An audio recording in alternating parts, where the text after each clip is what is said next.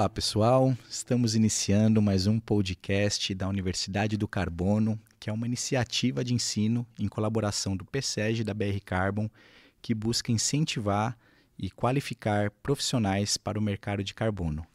Estamos aqui hoje com dois profissionais que atuam no mercado, a Rafaela Naves e o Lucas Santa Rosa, e são dois coordenadores e analistas de dados dentro da empresa BR Carbon. A gente vai tratar hoje de um tema super importante e técnico, que são as metodologias de desenvolvimento de projetos RED do tipo AUD. Um tema super técnico, aprofundado, nada como profissionais que estão de fato ali atrás dos computadores e coordenando todas essas atividades para nos ensinar um pouco mais. Lembrando que eles também são ministrantes do nosso curso de soluções baseadas na natureza. Por favor, Rafa, se apresente depois do Lucas. Olá, pessoal. Gostaria de agradecer pelo convite. É um prazer estar falando aqui. Eu sou a Rafaela. Eu atuo dentro da BR Carbon, coordenando o departamento de mensuração florestal. Eu sou bióloga de formação e eu sempre trabalhei com florestas, com ecologia florestal. Então, eu fiz mestrado, doutorado e pós-doutorado dentro dessa área de recursos florestais. Então, atuei sempre dentro dessa área de floresta, trabalhei bastante com pesquisa e entrar dentro do mercado de carbono casou bastante com a minha bagagem, né? Hoje, o nosso departamento ele é o responsável pelo cálculo das emissões dos projetos, né? Então, a gente tem que seguir todas as regras das metodologias que existem, né? Passando tanto pelo inventário florestal para saber os estoques daquela floresta até o cálculo final das emissões. Olá, pessoal. Meu nome é Lucas, sou geógrafo de formação, doutor em geociências. Sou novato na área do carbono, mas já tenho aí uma bagagem de um pouco mais de 2 anos. Atuo na equipe de geoprocessamento da BR Carbon. Sou analista sênior e lá no nosso grupo a gente é responsável desde os estudos de viabilidade que introduzem os projetos e no meu caso específico, eu trabalho diretamente com os projetos, com a aplicação da metodologia, análises espaciais, tudo que envolve, né, a inteligência geográfica dos projetos de RED. Maravilha. E eu me apresentando rapidamente como host dessa entrevista aqui hoje do podcast. Sou Danilo Almeida, engenheiro florestal, com um doutorado também nessa área de atuação e estou coordenando essa Universidade do Carbono. Além de parceiros de empresa, somos amigos também, né? É muito bom contar com vocês, queria agradecer. E hoje o tema que nós vamos conversar é sobre os projetos RED. São projetos de conservação, né? E tem diferentes tipos de projeto, APD e AUD. Falar um pouco das metodologias, como é que funciona tal de definição de limites, vazamento, emissões. Então vamos lá, eu queria começar perguntando, para quem quiser puxar, o que são os projetos RED e que tipos existem? Então, esses projetos do tipo RED, né, eles são projetos de conservação florestal, né? Então, eles têm o objetivo de reduzir as emissões do desmatamento e da degradação das florestas, né? Então, ao contrário de um projeto de restauração, onde você vai estar sequestrando carbono, os projetos RED, eles visam não ter a emissão de uma floresta que seria desmatada. Existem 2 tipos. Então, tem a emissão, o desmatamento planejado e as emissões do desmatamento planejado, né, que é o tipo APD, e tem as emissões do desmatamento não planejado, que é o AUD, né, que vem do inglês. E a diferença desses 2 tipos de projeto é o que a gente fala que são os agentes de desmatamento. O projeto do tipo APD, que é o desmatamento planejado, nesse caso, o próprio agente desmatador é o proprietário da terra e é um desmatamento planejado. Então, é um desmatamento que está de acordo com a legislação. O proprietário ele tem, por exemplo, um excedente de reserva legal e, pela lei, ele poderia desmatar aquela floresta. Ele não precisaria conservar porque aquilo já está mais do que ele precisa ter.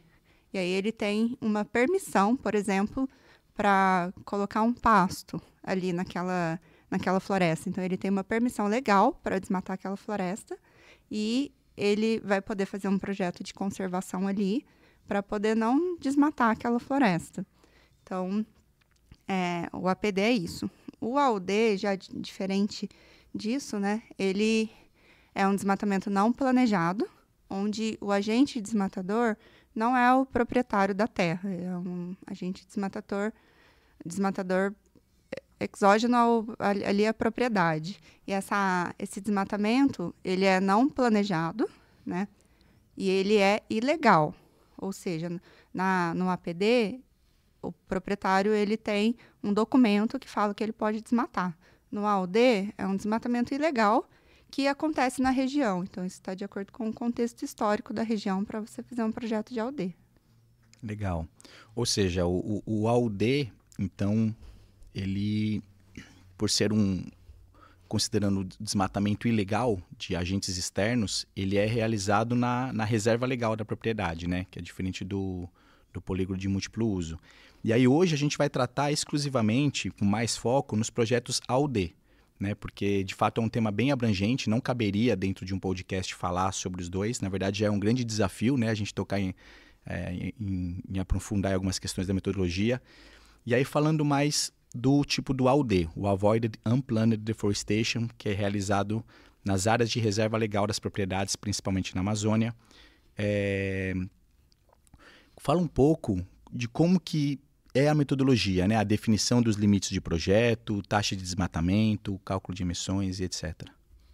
Bom, a metodologia do AUD ela é bem detalhada em vários sentidos e ela vem organizada por etapas, por passos que a gente deve seguir. E o primeiro passo, né, nessa metodologia justamente é a definição do espacial mesmo, a definição dos limites, né, os boundaries que vamos atuar dentro do projeto. Então a gente tem 3 níveis, né, basicamente 3 ou 4 níveis de áreas, começando do nível mais abrangente, que é a região de referência, e a região de referência é onde a gente tem a definição dos agentes desmatadores, né, dos agentes e da infraestrutura que permite com que o desmatamento aconteça. E aí a região de referência, então, ela é um domínio, é o domínio máximo ali, a limitação máxima, né, a maior área definida, e ela tem que ter dentro dela as áreas de projeto, o cinturão de vazamento, o leakage belt, e a zona de manejo desse cinturão de vazamento. Então, é uma estrutura básica que deve ser seguida aí dentro da metodologia. Dentro, então, desse limite, a gente vai fazer todas as análises necessárias para conseguir calcular o desmatamento evitado, fazer todas as projeções que um projeto de AUD necessita. Então, a região de referência é essa estrutura maior. Depois a gente teria o leakage belt, que seria uma área de vazamento, vamos dizer assim, uma tradução mais direta, em que o desmatamento pode acontecer por vários fatores, seja ele econômico ou seja ele um fator de mobilidade. E depois a gente tem a área de projeto, que são essas reservas legais, que entram no projeto e elas têm que ter também uma especificação, que é justamente ter floresta há mais de 10 anos para poder fazer parte do projeto. Existe um detalhamento maior na metodologia, mas eu destaco isso. E por fim, existe um outro limite, né? Na verdade não é um limite, mas uma zona de atuação, que é o Liquid Management Zone, que é onde a gente vai atuar de maneira a trazer novas ferramentas para os agricultores que já desmataram, que já têm sua atuação ali, para que eles possam, de fato, reduzir, né, a necessidade de abrir novas áreas, de tirar a floresta, né, do mapa ali, destruir a vegetação. Você falou agora, né, dos limites das propriedades, etc. É importante destacar, né, que todos esses critérios técnicos que nós estamos trazendo a partir de metodologias já estabelecidas, né, que é, no caso aqui, a gente está trazendo da Verra, né, na metodologia VCS. Existem eventualmente outras metodologias, mas é interessante que, independente da metodologia que a gente esteja discutindo aqui, são bases e princípios que, mesmo que outros certificadores, etc., existam, é importante entender algumas bases, né, para a construção das linhas de base. E aí, falando um pouco sobre isso, né, de definição de desmatamento, como é que funciona, Lucas, o cálculo dessas taxas de emissão? Como é que eu sei, dentro da minha reserva legal, dentro da minha... Por lei, eu não posso desmatar a minha reserva legal, mas devido a agentes externos, devido principalmente a desmatamento ilegal, grileiros, etc., eu consigo fazer crédito de carbono. Como é que eu sei quanto da minha reserva legal que eu posso utilizar para gerar o crédito de carbono? O projeto de ALD ele tem como princípio a questão de evitar o desmatamento nessas áreas de projeto. Então, a gente vai definir todos aqueles limites que eu comentei antes, né, justamente pensando numa estrutura que forneça esse risco, né? Vamos dizer assim, não é a palavra correta talvez, mas uma estrutura que permita que exista um risco, né, que forneça algum tipo de ameaça para a floresta que está ali sendo protegida por aquele proprietário. Então, esses limites, eles são justamente desenhados para que a gente consiga entender da melhor forma possível como essa dinâmica ocorre. E uma das análises que a gente faz é analisar o período histórico de referência, né, o desmatamento nesse período histórico de referência, que ele começa antes do início do projeto. Então, a gente tem que olhar 10 anos antes do início do projeto e avaliar qual que foi o histórico desse desmatamento para a gente encontrar uma taxa que represente, né, essa ameaça para o projeto que está sendo instituído ali. E essa taxa aí que representa esse valor de ameaça, né, de taxa de desmatamento, ele é calculado com dados públicos, né? No caso, a gente usa muitos dados do PRODES, né, formulados ali sobre responsabilidade do INPE, né? Então, são dados bastante precisos e bastante conhecidos, e eles trazem essa estimativa. E aí a gente tem 2 processos. Um processo é uma análise mais geral da região de referência, e um outro processo é uma análise que a gente precisa fazer uma modelagem espacial, alocar essa projeção do desmatamento para descobrir onde que ele vai acontecer, ou possivelmente vai acontecer. Tudo isso baseado nos agentes, infraestruturas, tudo que faz parte do processo de desmatamento daquela região, e aí então descobrir qual que seria, né, a ameaça provável para aquele proprietário e sua reserva legal. Então, é bastante informação, mas em resumo a gente tenta entender, olhar para o passado, entender qual é a lógica, né, do desmatamento numa determinada região, para que o proprietário tenha, para que a gente possa fornecer ao proprietário uma possibilidade dele se defender, vamos dizer assim, desse desmatamento, ou fornecer alguma ferramenta para que esse desmatamento não ocorra, né? E aí o projeto, né, o pagamento por serviços ambientais, ele entra nessa questão, né, de fornecer um subsídio para o cara não ter que, para ele mesmo não ser um agente desmatador, ou para que outra pessoa, dentro desse cinturão de vazamento, não esteja sendo um agente desmatador, né? Então, a gente trabalha nesse aspecto, olhando para o passado e tentando entender o futuro, e é a partir daí que a gente consegue delimitar, né, os ganhos, ou, né, o tanto de carbono que pode ser produzido dentro dessa relação, né, do projeto. Sim. Você mandou até um ufa aí, porque é muita coisa. Realmente muita coisa, né, que tem que se levar em consideração. Eu fico só pensando aqui, né, o projeto AUD, ele é relativamente mais complexo, principalmente na construção dessa linha de base, né, do desmatamento, do que o APD, né, porque o APD, falando de maneira mais simples, seria daquela floresta excedente, né? Além dos 80% da reserva legal, o cara tem um polígono de múltiplo uso, que é os 20% ali na Amazônia Legal. O cara já tem um pedido de supressão florestal, né? O tal do ASV, autorização de supressão, e aí tem uma taxa viável anual.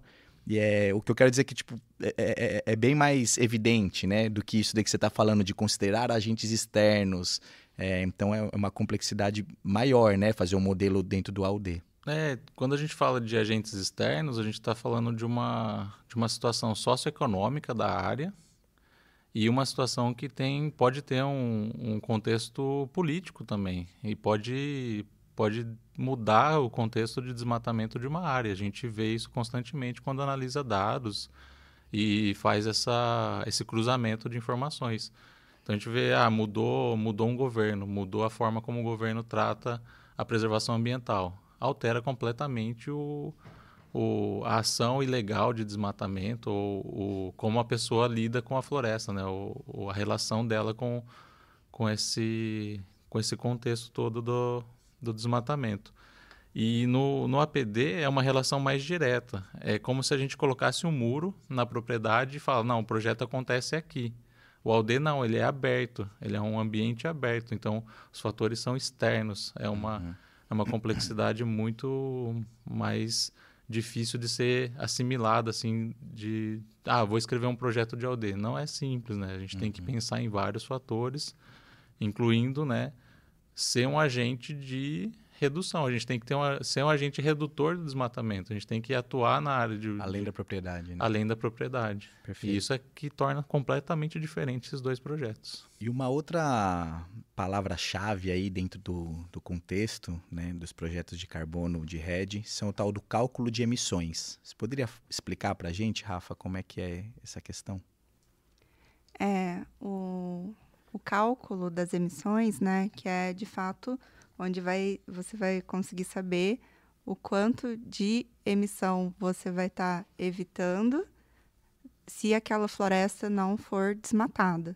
Então, se aquela floresta for desmatada, vai ter uma emissão de CO2, né, para a atmosfera, e aí a gente calcula isso. Quanto de CO2 você estaria mandando para a atmosfera se aquela floresta fosse desmatada. Então, eu vou dar um exemplo. Então, fizemos toda a nossa modelagem, né, achamos quem são os drivers do desmatamento, quem são os agentes do desmatamento, fizemos toda a nossa modelagem, colocamos espacialmente esse desmatamento dentro da região de referência, fez o corte para a área de projeto, então tem 100, então está projetado, né, que anualmente a gente vai ter 100 hectares de desmatamento dentro da nossa área de projeto. Então, quanto de emissão isso vai gerar esses 100 hectares? Se 100 hectares da floresta for desmatado, quanto a gente vai ter de emissão de CO2 que vai para a atmosfera? Então, o cálculo das emissões, ele está em cima disso. Aí, isso é o que a gente chama da nossa linha de base, que, traduzindo ali, seria dizer o que aconteceria se não tivesse o projeto, né? Qual que é o nosso cenário da linha de base. Então vamos desmatar, o desmatamento aí que a gente calculou é de 100 hectares por ano, por exemplo. Qual que seria a emissão da floresta? Aí, para isso, a gente usa os estoques de carbono que vêm de inventário florestal. Então, tem vários critérios ali que você tem que ter para você poder dizer quanto de carbono aquela floresta tem por hectare. E é uma conta simples, assim, é uma regrinha de 3, que você multiplica a área desmatada pelo seu estoque da floresta. Mas, embora seja uma regrinha simples, ela é completamente reproduzível e auditável, no sentido que se eu for lá e disser que a minha floresta tem tanto, e o auditor vai lá e diz que a floresta, ele vai ver quanto que a floresta tem, ele vai chegar no número igual que eu tenho. Então, não é assim, qualquer número serve, né? Tem uma regrinha. Então, a gente tem o cenário de linha de base, que é o que aconteceria se a floresta fosse desmatada, e os créditos são gerados em cima disso. E dentro do cenário de linha de base, além disso, né, a gente tem a questão do vazamento. Então, são 3 coisas que tem dentro dos cálculos. A linha de base, o vazamento, que é o leakage, e as emissões do projeto. Então, o cenário de linha de base é isso, basicamente, quanto que seria qual que seria a emissão dessa floresta se ela fosse desmatada. O leakage, né, é um desconto que a gente tem que fazer, porque pensando nisso, né, então essa daqui é uma área que agora, por exemplo, uma ação vai ser cercar a floresta, colocar patrulhamento, coisas nesse sentido. Então, o desmatamento não vai acontecer aqui, nessa área de projeto. Mas, vamos supor que tem uma comunidade que mora ali que ela vai deixar de desmatar aqui para desmatar em outro lugar, para desmatar em outra área que não é área de projeto, porque ali na área de projeto ela não consegue desmatar. Então, esse daqui é o leakage, e a gente tem que contabilizar isso, que é um desmatamento que não vai acontecer mais dentro da minha área de projeto, mas é um desmatamento que vai ser meio que culpa do projeto, que a pessoa precisou ir para outro lugar para desmatar. Vai ser só desviado, né? Em vez do cara entrar dentro da sua área de projeto, ele vai pegar a área vizinha, né? Então isso entra como um desconto, que se tiver, tem várias regras, eu estou falando aqui muito resumidamente, mas se tiver um desmatamento tanto no leakage, isso vem para a conta do projeto. Então, é como se colocasse a culpa do porquê foi do projeto.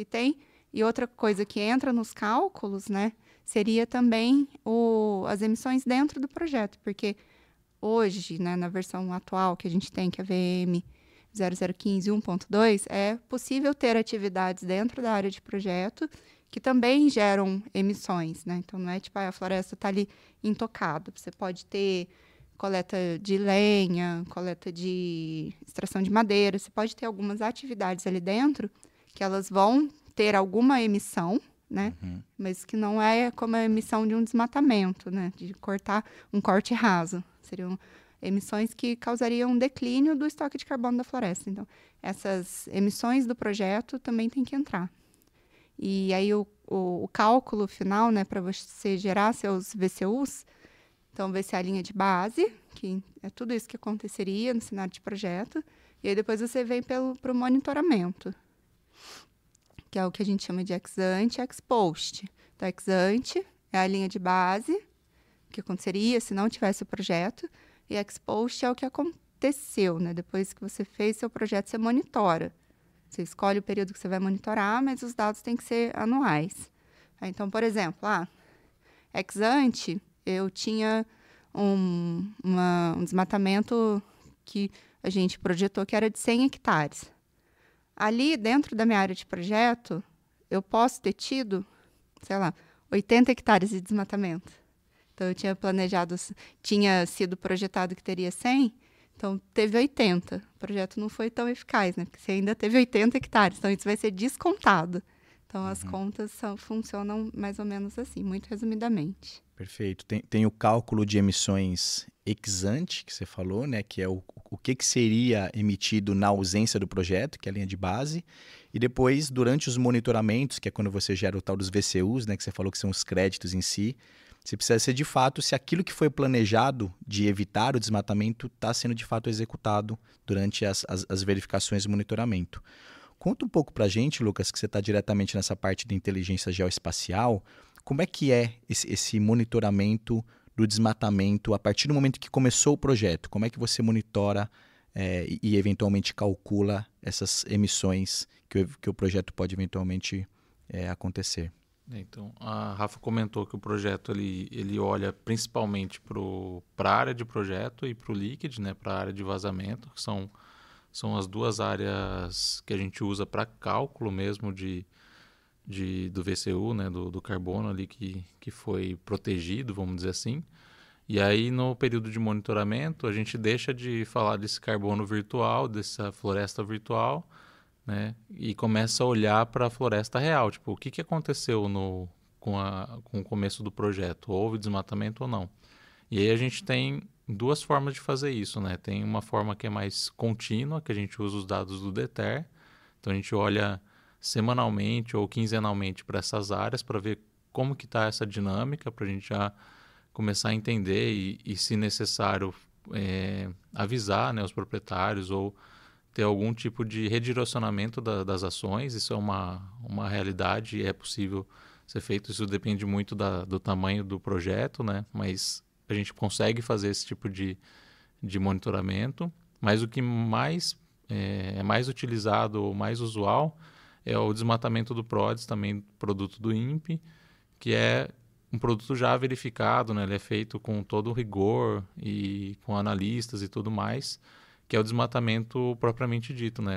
O desmatamento que ocorreu de fato.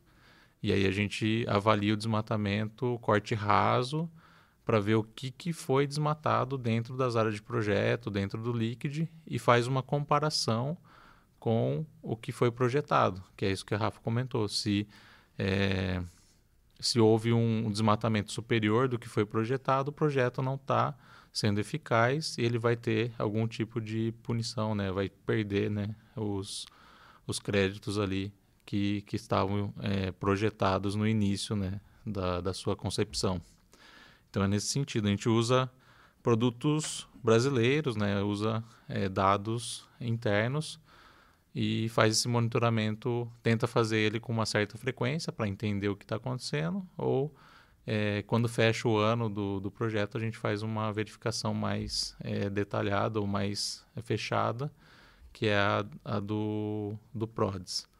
Eventualmente, algumas áreas podem ter extração de madeira, e aí a gente tem que... Às vezes a gente consegue pegar isso com o monitoramento do DETER, eles avisam. Quando não, o proprietário tem que avisar, né? Tem que fazer a comunicação. E isso o tempo todo na metodologia é discutido, né? Então, se existe algum tipo de atividade de extração de madeira, qualquer coisa do tipo relacionada a isso dentro das áreas de projeto, não do líquido, mas da área de projeto, precisa ser comunicado também. Então, é um tipo de monitoramento indireto, vamos dizer assim.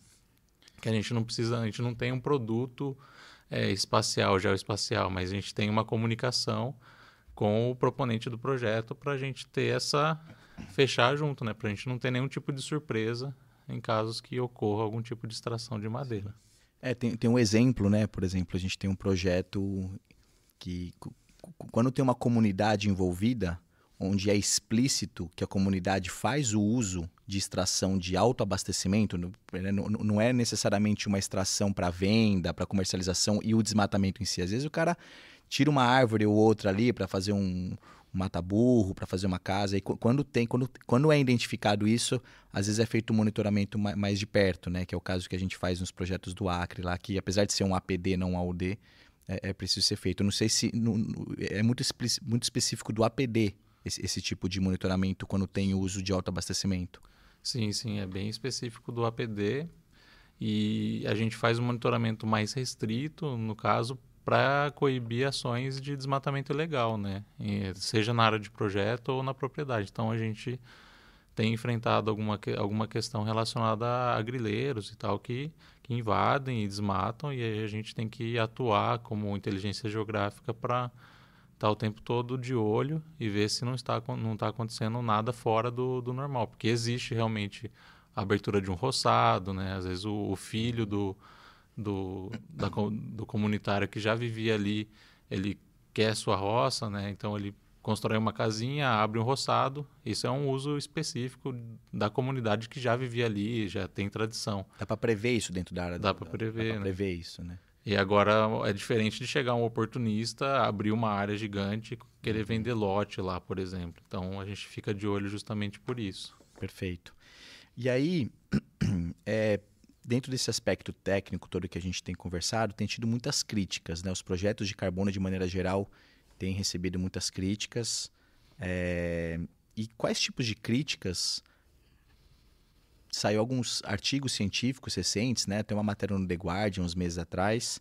Qual foi a principal crítica que eles fizeram e o que a metodologia tem feito para melhorar, né? Para superar essas limitações que foram criticadas? Bom, se eu não me engano, as críticas que foram levantadas foram o excesso a estimação acima do valor ideal, né? Uma superestimação dos valores dos créditos, né? Bom, o que a gente notou, assim, trabalhando com a VM15, essa reformulação que é super recente, no final de 2023 ela saiu, ela mudou um pouco a forma de olhar para o desmatamento evitado. Então, a gente tinha uma organização determinada ali na versão 1.1, que permitia fazer alguns ajustes nas taxas de desmatamento e tal. Não conheço muito bem a 1.1, trabalho mais com a 1.2. E na 1.2, aparentemente, essas brechas foram suprimidas, né? E aí a gente não consegue trabalhar muito os dados. Os dados eles são mais fechados no sentido de ter uma modelagem espacial, uma projeção um pouco mais restrita, né? A gente não pode fazer, não tem como ficar adequando numerações. E justamente é aí que as novas metodologias, né, a VM48 e a VMD0055, elas vêm justamente continuando esse processo de alteração, de trazer uma metodologia mais, não digo fechada, mas tecnicamente mais amarrada, assim, ela não deixa você fazer ajustes, não tem como você ficar fazendo ajustes. Por exemplo, um ajuste que dá para fazer que não parece que é uma mudança assim tão grande, mas usar softwares diferentes. Já não é mais possível usar softwares de modelagem diferente. Então, hoje a Verra colocou um software, colocou no AVT007 como uma forma de fazer toda essa projeção do desmatamento. Então, não tem mais essa abertura que havia antes na VM15. Então, a gente está caminhando por um processo para justamente evitar qualquer tipo de questionamento nesse sentido, né? De superestimação, de trazer uma estimativa mais fiel, mais real ali possível dentro da realidade dos agentes, né? Da infraestrutura que promove o desmatamento. Porque a quantidade de créditos que você vai poder gerar dentro da área de projeto, ela está relacionada à taxa de desmatamento ilegal, principalmente, né? na região de referência. E aí era muito aberto antes, né? E você torturava os dados, vamos dizer assim, e achava taxas inflacionadas, né? E agora está mais rígido agora o processo, né? Já critérios mais objetivos e mais controlados para não ficar tão solto assim e mais realista a princípio. Uma coisa básica do projeto, a gente podia desenhar uma região de referência conforme a gente... É arbitrário. Ela tem normas para ser seguida, mas eu podia fazer alguns ajustes que aumentariam a taxa de desmatamento. Isso vai acabar porque agora é jurisdicional. A gente pode usar o Estado, pode usar algumas outras áreas estabelecidas, limites políticos estabelecidos ou físicos, bacias e tal, que tenham já a sua taxa de desmatamento calculado. Isso já muda bastante o cenário da concepção de um projeto de aldeia, muda a forma de determinar pontos-chave ali que acabam impactando nessa quantidade de créditos gerados. Sim. Então, dentro dessas novas metodologias que você mencionou, né, você falou agora da definição de limites, né, que está mais rígida, já considerando uma questão jurisdicional, e também mais essa questão do controle da projeção das taxas de desmatamento. Tem mais alguma coisa que você acha importante destacar, que essas novas metodologias estão trazendo, que estão aperfeiçoando ou que estão mudando significativamente da maneira que era feita anteriormente? O principal impacto que eu notei foi justamente ela ficou muito mais robusta, né? E foi trazer o passo a passo mesmo, detalhado. Você vai usar dado de desmatamento, ele tem que ter essa característica. Você vai analisar o desmatamento, você tem que analisar isso e isso primeiro, depois você tem que fazer essa outra análise. Então, ela ficou muito restrita, né? O pouco que eu tive contato, né? Ela mostra muito bem o que eu vou fazer, qual que é o caminho que eu tenho que seguir para chegar nos meus créditos de carbono. Eu não tenho muita abertura, né? Como tinha antes, como eu disse anteriormente, né? Ela acabou ficando um pouquinho mais... fechou um pouco mais o leque de possibilidades técnicas, vamos dizer assim. Pode ser que dificulte, né? A adaptação não vai ser fácil, mas eu acredito que vai suprir aí, pelo menos vai dar uma resposta para essas críticas que foram feitas, né? Sim. Antes de passar para a próxima etapa, que a gente vai falar agora sobre essas questões metodológicas dos reservatórios, dos estoques de carbono, eu queria saber uma opinião de vocês. Uma outra crítica que eu já ouvi falar, de que os projetos AUD, eles são ruins porque é do desmatamento ilegal. Já vi o pessoal falar, você está fazendo crédito por causa do desmatamento ilegal, né? e criticam isso. O que vocês acham? Vocês acham que é justa essa crítica que fazem ao projeto AUD, de falar que ele parte de uma incentivo, desmatamento legal, alguma coisa do tipo? Eu não vejo dessa forma, né? Eu acho que, assim, muito pelo contrário, o projeto de AUD, o objetivo dele é coibir as ações de desmatamento ilegal. Então, como a gente falou, o agente desmatador, ele não é o proprietário da terra. Ele é um agente desconhecido, né? Ele é um agente desconhecido. E dentro da concepção de um projeto de AUD, você tem que desenhar atividades para diminuir esse desmatamento. Mesmo não sendo você, né? Você é o proponente do projeto, você é o proprietário da terra. Mesmo que não seja o proprietário da terra ou agente desmatador, o projeto em si ele tem que trabalhar com a comunidade, né? Para poder as pessoas da comunidade que podem ser os agentes desmatadores têm que ter a oportunidade de participar de atividades que façam com que elas não precisem mais desmatar. Vou dar um exemplo. Então, é identificado que a pressão de desmatamento naquele local é para pecuária, por exemplo. Então, aquilo ali é desmatado para colocar gado. Então, vamos fazer atividades com as comunidades que moram ali, por exemplo, para elas melhorarem a produtividade na terra delas, para elas não precisarem abrir mais áreas, assim, né, para ter mais desmatamento. Então, o objetivo final é fechar esse ciclo. Então, se essas pessoas elas recebem, por exemplo, subsídios para melhorar a produtividade delas, elas vão receber um curso para melhorar a produtividade, elas vão receber insumos, por exemplo, elas vão receber alguma formação, algo nesse sentido. Então, elas não vão precisar desmatar novas áreas, abrir novas áreas. Então, aí nisso é um ciclo fechado, né? Não que está gerando dinheiro em cima de desmatamento ilegal. Não é sobre isso. Imagina isso num contexto maior, né? Aqui você tem um projeto de carbono e esse projeto de carbono ele está mudando, ajudando a mudar a realidade das pessoas que moram no entorno ali dessa área de projeto. Elas vão estar uma conscientização maior, elas vão estar recebendo subsídios para produzir o mesmo, para produzir mais dentro de uma área menor.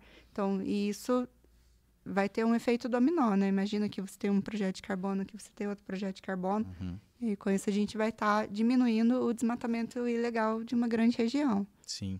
Não, faz total sentido, né? Porque o projeto ele vem para combater exatamente aquilo que viabiliza ele existir, na verdade, né? De fato, por causa do desmatamento ilegal, por causa desses agentes externos que degradam, né? Que desmatam, que tem a necessidade do projeto. E o projeto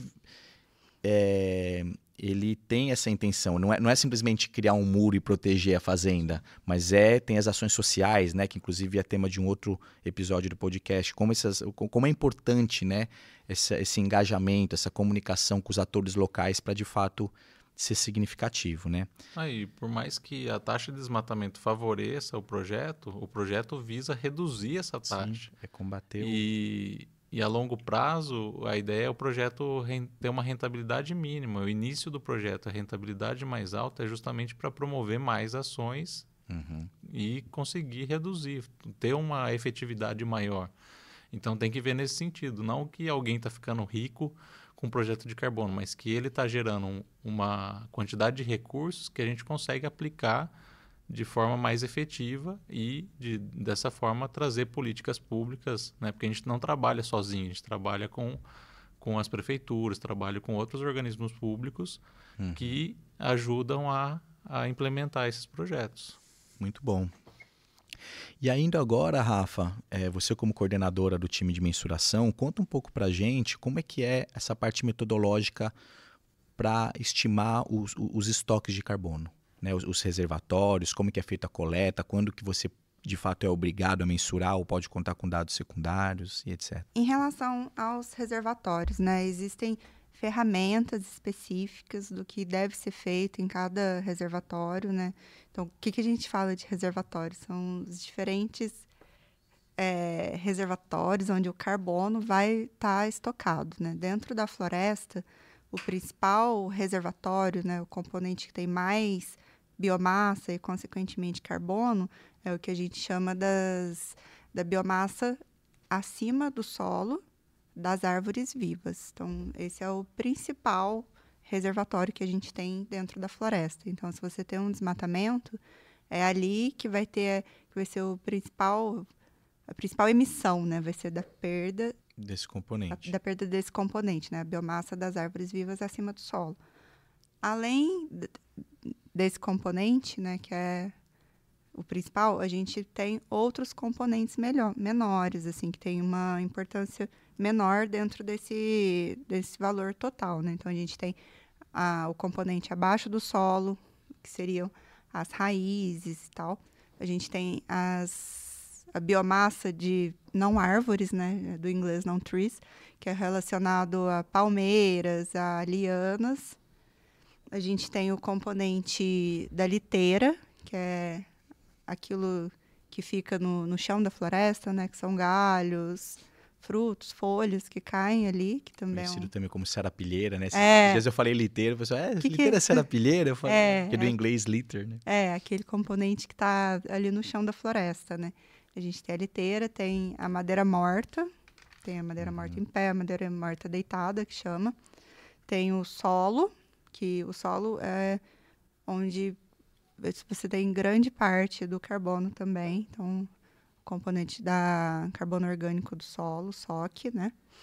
Então, esses são os principais que tem dentro da metodologia. A gente tem os produtos madeireiros também, onde, se for uma área que seria usada para madeira, né, os produtos madeireiros, isso entra na contabilização também, né? Porque, por exemplo, você vai ter desmatamento, mas antes de ter desmatamento, você tira a madeira, que é boa, né? Na Amazônia você tem muita madeira nobre que fala, e essa madeira vai virar mesa. Então, esse estoque de carbono dessa árvore, ele não vai imediatamente para a atmosfera, né? Ele vai passar 100 anos ali como uma mesa. Então, você mede esse estoque do que a gente chama de produtos madeireiros, né? Wood products.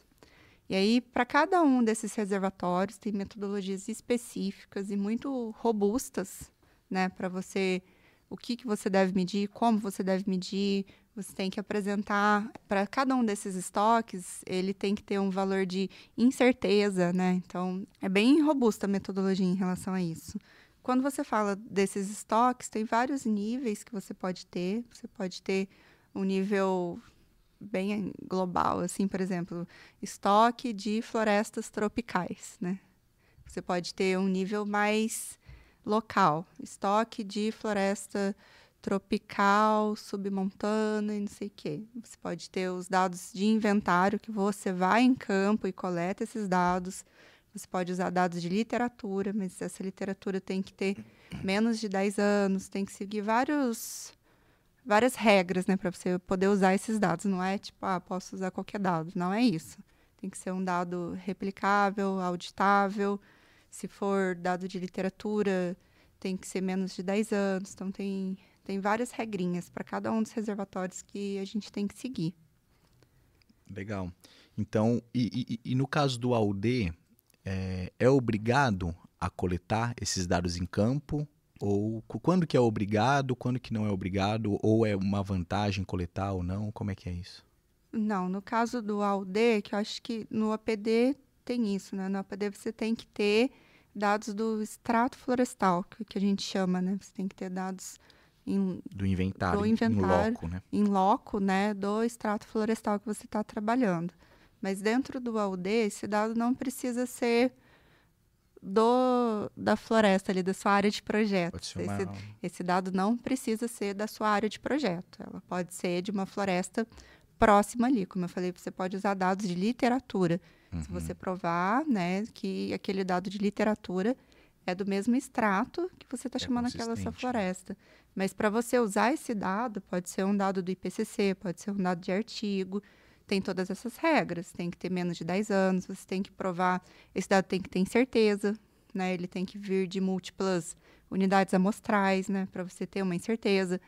Porque se não cumprir, por exemplo, essa regra da incerteza, meu dado é só uma observação, sabe? Não tem a incerteza. Aí você tem que ter um desconto, que é um desconto de 30%. Se você usa um dado de literatura sem incerteza, você vai descontar 30% do seu valor daquela floresta. Então, nesse caso, dependendo de onde for esse projeto, se você não tem uma informação de confiança disponível, é vantajoso você coletar esse dado para você ter uma estimativa mais realista e com a incerteza que garanta a qualidade do projeto. E como que é calculado, Rafa, para gerar de fato os créditos, né? Que eu lembro nos cálculos do APD, eu vi uma vez, que dependendo do reservatório, as emissões são diferentes. O que está acima do solo, você desmatou e aquilo ali vai ser meio que instantaneamente emitido, vamos dizer assim, né? A degradação vai ser rápida, mas o que está abaixo do solo já é uma decomposição mais lenta. Então a emissão ela vem em anos seguintes. No AUD é assim também? Existe essa diferença entre as taxas de emissão dependendo do reservatório? Sim, é interessante você falar isso, que eu lembrei de outra coisa também, né?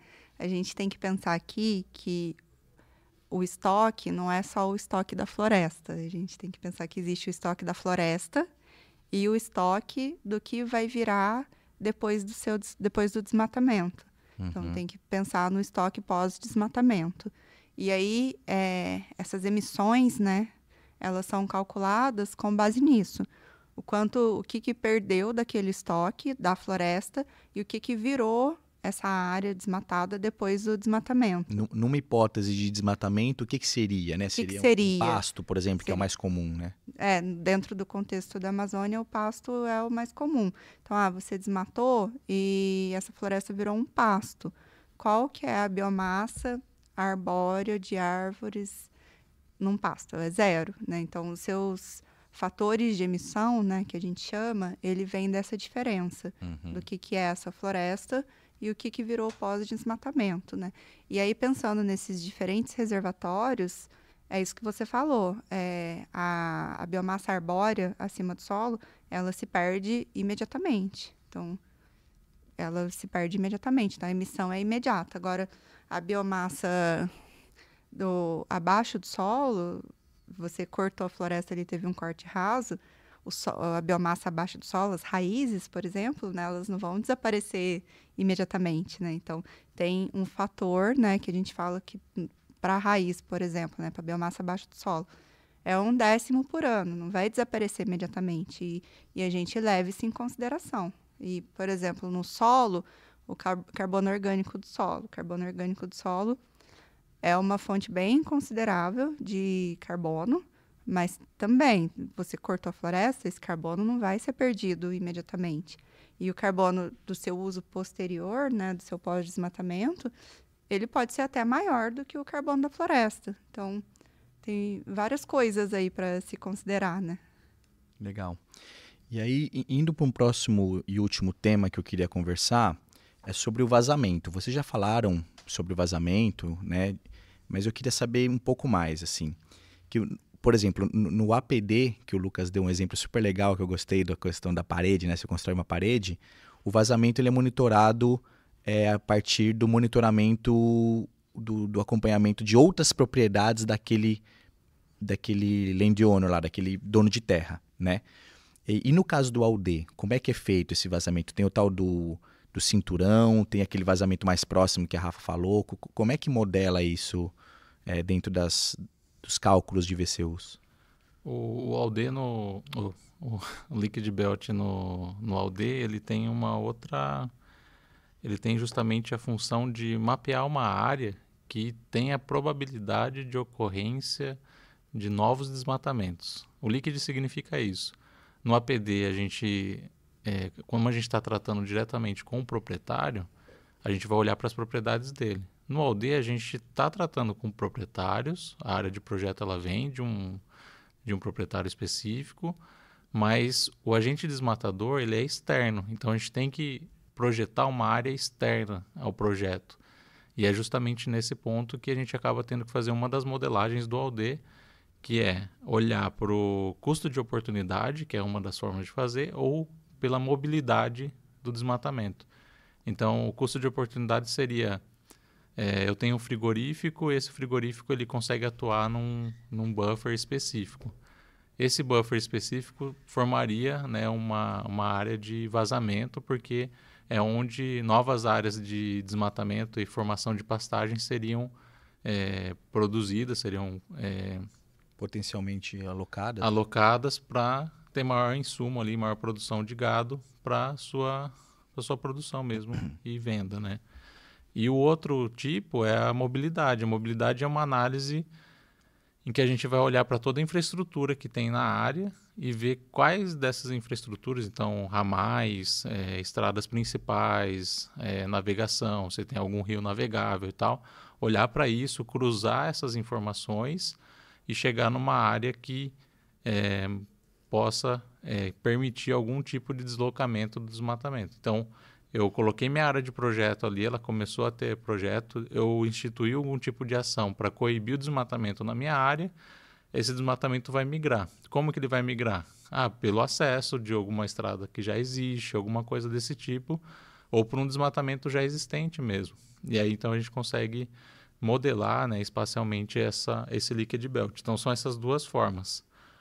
Uma coisa bacana, e dá muito trabalho fazer isso, uma coisa bacana da metodologia nova é que isso não vai ser mais necessário, né? O leakage ele vai ser 10 quilômetros ao redor da área de projeto, que faz um pouco mais de sentido.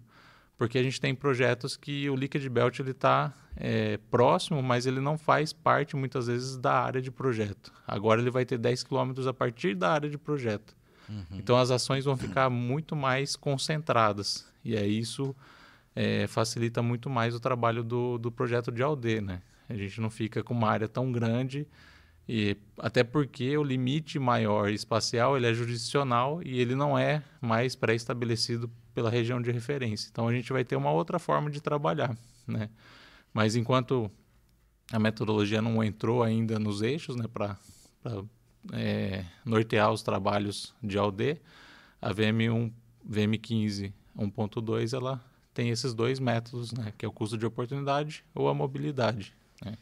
E como que você monitora isso no longo prazo e, eventualmente, como é que você identifica, vamos supor que teve, porque eu entendo que o vazamento, ele vem eventualmente para você, se você controlou o vazamento, maravilha, então os seus créditos vão ser emitidos de maneira integral, mas se você não controlou, como é que você eventualmente evidencia que teve vazamento e que por isso, durante a verificação, você vai perder uma determinada porcentagem dos seus créditos? Justamente na etapa de modelar, de fazer a linha de base, né? A gente faz a linha de base tanto para a área de projeto como para o líquido. Então, a gente tem um valor de desmatamento evitado no líquido também, que muitas vezes vai ser maior do que o desmatamento evitado na área de projeto. Só que esse não gera créditos, né? A gente tem que monitorar e ele não pode ser maior do que o que foi projetado, né? Porque senão a gente está vendo que o projeto não está sendo efetivo nas suas ações. Mas ele não prejudica diretamente o projeto, só se realmente ele exceder a capacidade ali que foi inicialmente projetado, né? Então é nesse sentido, mas o monitoramento é o mesmo, a gente usa dados públicos, faz toda a identificação de desmatamentos que ocorreram num determinado período e faz o cálculo e a comparação com o que foi projetado. E o que é a área de manejo, né? A Rafa falou por cima assim, que existe a identificação de atores às vezes próximos, que você tem o cinturão de vazamento, mas também tem áreas relativamente próximas que você precisa fazer engajamento para evitar. E isso está dentro na nova metodologia, ainda existe? Qual que é o nome técnico disso? Existe, não mudou o nome técnico. E aí tem uma diferença, área de manejo de líquido. Área de manejo de líquido, é isso? Essa área de manejo de líquido é uma área que já foi desmatada, que a gente vai atuar nela junto com ações sociais, como a Rafa tinha dito antes, né, de promover melhorias na produção daquelas pessoas que já estão ali instaladas, já desmataram, para que elas não venham a desmatar mais. Que não expanda, né? Isso. E aí uma diferença técnica importante é que o líquido são áreas de floresta que podem eventualmente ser desmatadas.